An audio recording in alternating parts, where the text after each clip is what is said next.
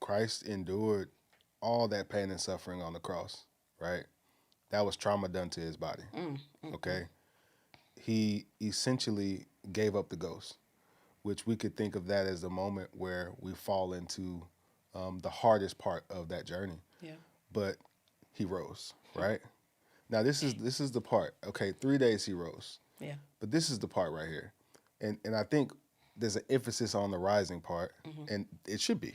Because without that, we have no reason to be Christians if there was no resurrection. But let's also remember that he rose with the same scars he died with.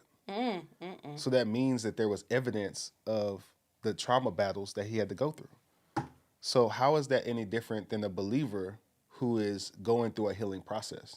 Because he was only dead for 3 days. 3 days. So that means that in some of those wounds were not fully healed. They were still. Okay, so, and we know that the wounds were there because he had to show one of his disciples, look at the hole in my hand so that you can see that this is me. And the reason why I bring this up is because how would it be if we were able to be his hands and feet in that way? Where we could show the scars of what we went through. Come on. To show people you may be down for a little while. Come on. But eventually you're going to rise up again. And that's the part of being able to utilize both elements of what God did. God used his words, and he also used the miracles of things that were spiritual. Yeah. There were moments where God delivered somebody without the elements of the optics of the miracle. Yeah. Some of the miracles were done through just speaking a word. And that's the same thing as therapy. Yeah.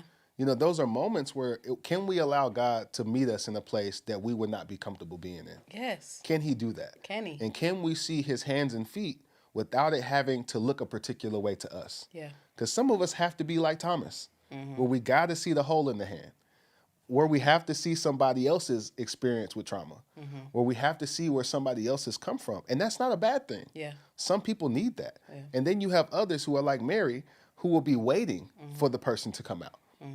And so I feel like in the element of healing and thinking about this process of balance with the spiritual and the natural elements of really, if you think about it, holistic healing, we have to see it from the perspective of how Christ also demonstrated. Yeah. Like, just because somebody is a Christian doesn't mean that they're going to be perfect.